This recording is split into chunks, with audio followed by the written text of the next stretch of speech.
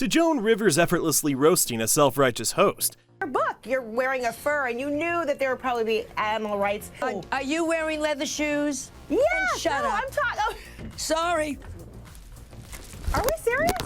To Dave Chappelle leaving furious Karens fuming with every punchline. I am not saying that to say that trans women aren't women. It's not blood, that's beet juice. Here are 7 times comedians absolutely obliterated entitled Karens. Number 1, Joan Rivers. I guess forays, it's been, very, very good to you. And you've got best-selling books. You sell out on stage, even with your fashion critiquing. While it's very mean in some ways, people can't wait to hear what you have to say. Really? It's not mean? It's not mean. During a tense CNN interview, the anchor tried to corner Joan Rivers over her book cover and her show Fashion Police. However, what was meant to be a serious gotcha moment backfired spectacularly. Tell the truth. I'm sure I say the same things that all your viewers say to their friends sitting next to them on the couch. We're one of the few shows that says, that's an ugly dress. And that's okay. These ladies make $28 million a picture. Nicki Minaj cares. I didn't like her dress. We can all agree the host was being sly, trying to humiliate Joan with her passive-aggressive tone and loaded questions. But what she clearly forgot was who she was dealing with. When you're in that kind of a bracket, you don't really care. Yeah, you're not really worried about feelings being hurt. Well, not when it's about dresses. It's not about them. It's about clothing. Okay. Well, what about when it is about something, that really does seem off limits to a lot of people? I mean, even in your book, you kind of joke about the death of Casey Anthony's baby, Princess Diana surviving so many landmines, and who she dated. But don't worry, Joan didn't let that slide for long. Within moments, she reminded the host exactly who she was talking to. She was Joan freaking Rivers, a woman who built her empire on wit sharper than a scalpel and a tongue no one dared to cross. Do you feel like there are boundaries ever, even if it makes people uncomfortable or offend people, or what? Life is very tough, and if you can make a joke to make something easier and funny, do it. Done. Do it. That's all. Wait for it. Well, Darlene, I don't know what your life has been like, but I have a lot of people who have gone through hell, and if you can make... Winston Churchill said, if you make someone laugh, you give them a little vacation. And maybe you take the worst thing in the world and make it funny. It's a vacation for a minute from horror. Yeah, and people love to laugh. I mean... If you think the host finally learned her lesson and was trying to smooth things over, you're so wrong. Some people just don't get the hint. Right after that fake smile, she actually doubled down on her attitude. Clearly, that's why people love you. But they also know that you have some shock value to you. I mean, on the cover of your book, you're wearing a fur, and you knew that there would probably be animal rights activists. This whole interview is becoming a defensive interview. No! Are you wearing leather shoes? Yeah, shut up. I'm talking. Boom, that's how you do it. Straight to the point, savage and unapologetic. You're wearing leather shoes. I'm not an activist, but I'm saying you're eating chicken. Yeah. You're eating meat. I don't want to hear this nonsense. Come to me with a paper belt, and I'll talk to you. But you did hear it in some of those press conferences. There were people who were upset, and you're just saying, no, I'm going. I really am going, because all you have done is negative. Honestly, Karens like this host deserve every bit of the embarrassment Joan's handing out. You don't invite someone on your show just to talk down to them or twist their words. I make people laugh for 50 years. I am put on earth to make people laugh. My book is funny. I wear fur that was killed 15 years ago. I work for animal rights. Stop it with, and you do this, and you're mean, and you're that. You are not the one to interview a person who does humor. Sorry. Preach, Joan, preach. Are we serious? Yes, here we are. And as the commenter said, I love how Joan knew this was going to go viral, then cause publicity, and she flipped this interview on its head and ended up getting more press to cover it. She's so smart. Touché, bud. Now imagine crossing paths with a Karen like that once, thinking it's all behind you, only for that same nightmare to stroll back into your life years later, ready to cause trouble all over again. Well, that's exactly what happened to Drew Lynch. Number 2. Drew Lynch. My wife is a very special person. She has something that's called ADHD. Do you guys know what this is? I don't see her for 4 days and 3 nights. She does meth, I think. I don't know my wife. Drew was busy just doing his thing, with a lighthearted joke about his wife, when out of nowhere an angry blast from the past suddenly erupted from the audience. You say what? No. You don't get to be passive aggressive. That's not what's happening. What'd you say the first time? Then you hope she leaves me. That's fucked up, bro. I mean, I get it. Clearly someone's got relationship issues going on, but seriously, why go to a comedy show and project your own insecurities on someone else? And that's exactly what Drew wanted to figure out. Who are you here with tonight? Your girlfriend? Like sexual girlfriend or like friend girlfriend? Like you've tried some stuff?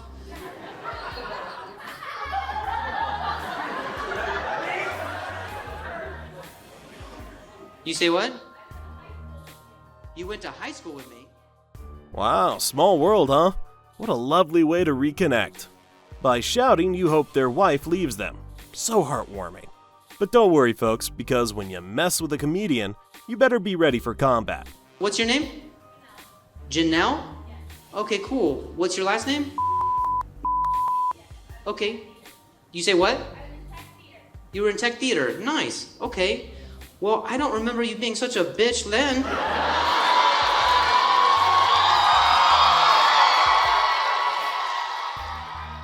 Now, wasn't that satisfying? Ah, my soul is at peace. But Drew isn't the only one who gave an angry Karen a shut-up call. Cody Woods did the same. Number 3. Cody Woods. Your friend is so much more fun than you. It's insane. Take her home. Take her home. No one's gonna take you home. That's the problem. All your fans are missing, so will the wedding be.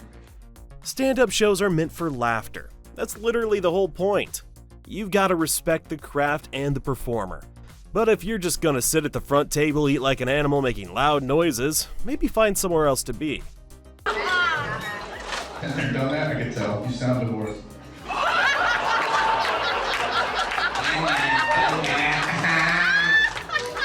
Ready to fuck this for 30 years? Been there, done that. Bada bing, bada boom. The grumpy lady just got served in record time. But Cody wasn't stopping there. People just trying to forget that we have a pandemic for an hour and a half. We only got some Karen. Calm down, guys.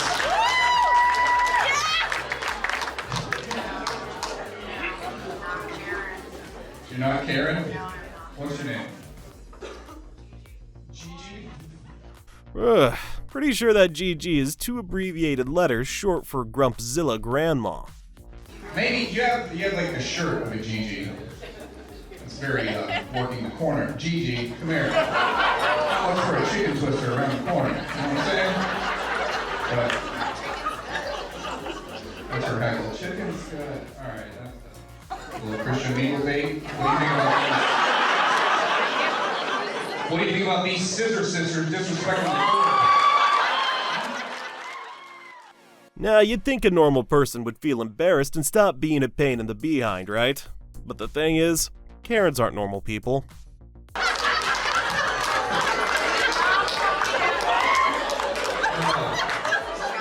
I'm winning, stupid. You don't hear the laughs?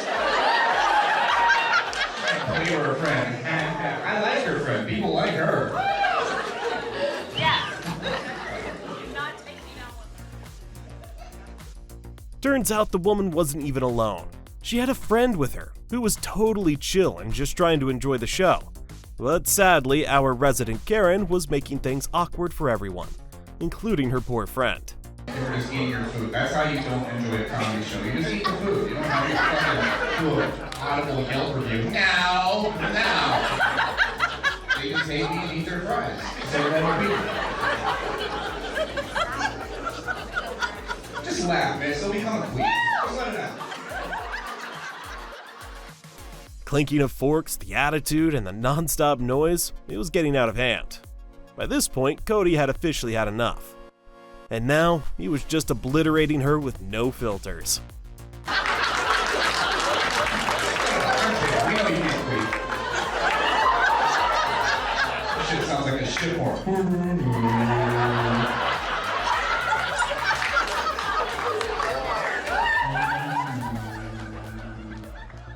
Anyone with even half a brain cell would have stopped by now, but then again, that would automatically disqualify from being a certified Karen, wouldn't it? I mean, just look at her face. So empty in here.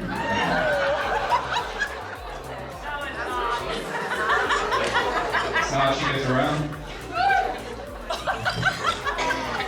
You just call her a whore. I don't know why you hear that. There's the smile. There's the serotonin. I know the Prozac comes down. We got. To be fair, Cody actually managed to get her to crack a laugh. Miracle, right? But did that mean she suddenly chilled out and the crowd got their peaceful, happy ending? Yeah, not even close. Hey guys, I'm gonna tell you something else. I'm not as nice as Cody. And if I feel like you're disrupting the show, I'm gonna tell you about shutting the fuck up. After Cody wrapped up, the Karen tried pulling the same tired antics with Josh Wolf. But unlike Cody, who had the patience of a saint, Josh wasn't about to go light on her. This time, she was about to get a full dose of her own medicine. If I feel like you're disrupting the show and not making it fun for people around you, I have zero tolerance for it, and I will freak you out like that. Everybody hear that? Just real quick.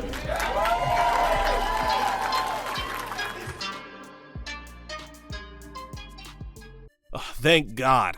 The GG finally got kicked out of the show and got what she deserved. Up next, we've got David Lucas serving up the perfect recipe for a char-grilled Karen. Number 4, David Lucas. Why do I have two? You can just ask me. Why you gotta ask somebody else? I have two vapes because they died.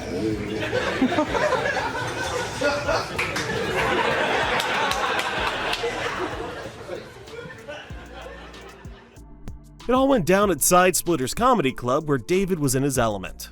But then suddenly one big angry Karen decided to audition for How to Ruin a Good Time 101.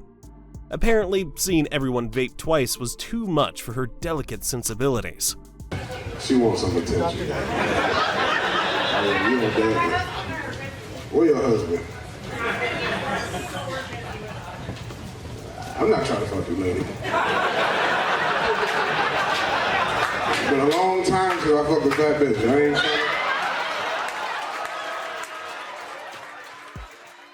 That's right, buckle up, Buttercup, because when you try messing with a comedian, you're gonna end up being the main course on the night's roast menu. I couldn't handle you, you're right, I got a bad back. I physically couldn't handle you.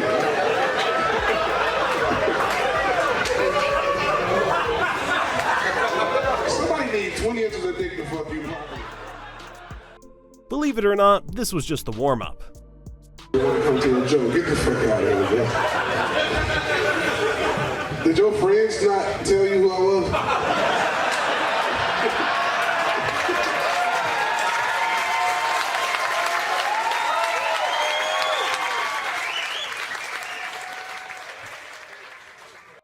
No, really? Did they not tell you? I mean, if you're gonna heckle someone, maybe don't pick David Lucas. The man roasts hecklers for breakfast. You never want to YouTube my name? I got like 250 hours of roasting. No, bitch, I got 105,000 followers on Instagram. Imagine paying to see a comedian sitting in his crowd at his show, and then having the audacity to say he doesn't even have enough followers online. Hold up. If I only had 5 followers, how would I sell out this club?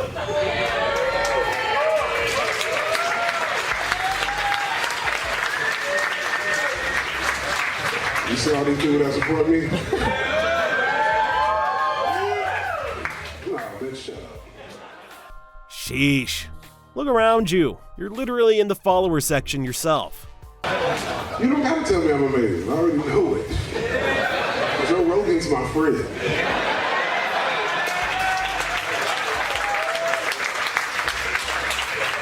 You think I need a fucking 380-pound lady from Ybor?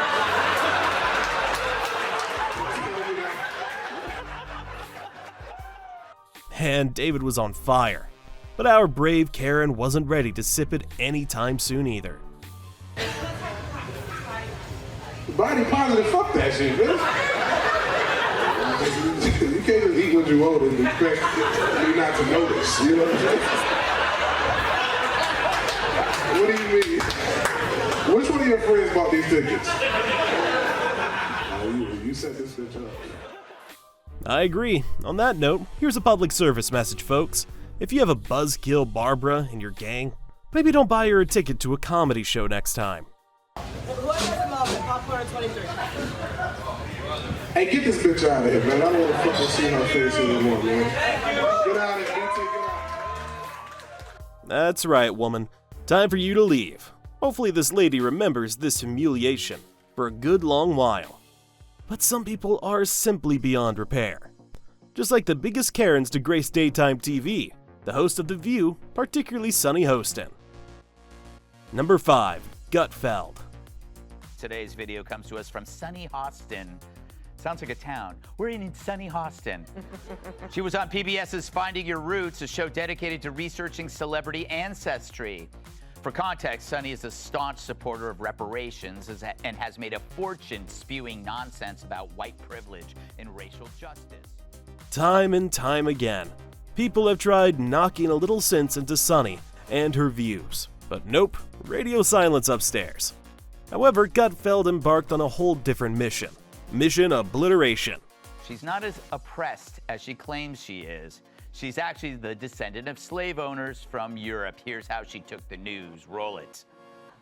Wow. I'm a little bit in shock. I just always thought of myself as Puerto Rican, half Puerto Rican.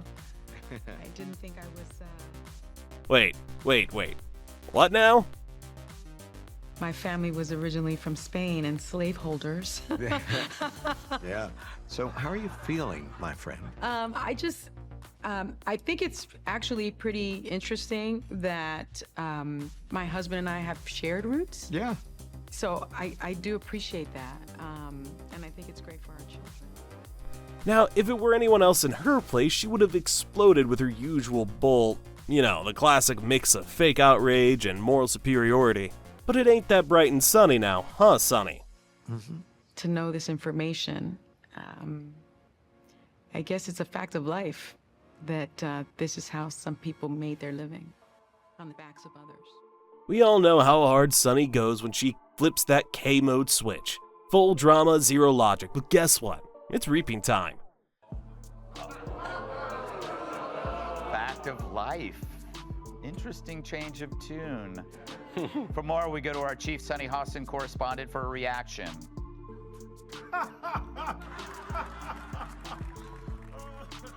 It's going to be so awkward on, new episodes of The View when she tries to pull the race card. Yes. And then she's like, America is racist. And then they're like, yeah, they might be racist, but they're not like slave owner racist. like somebody that we... That's so true. Yeah. Oh, I'm going to milk this till the end of time. This commentator nailed it, saying, she's the biggest hypocrite there is. And I couldn't agree more. If she is shaming descendants of this, will she continue to do that when she is now one of them, Dana? And it is funny. She is so wrapped up in identity, and she had no idea who she was. Well, everyone there took their shots at Sunny. Dana Perino truly made everyone else lose it. Well, now we understand why she always makes Whoopi get the coffee.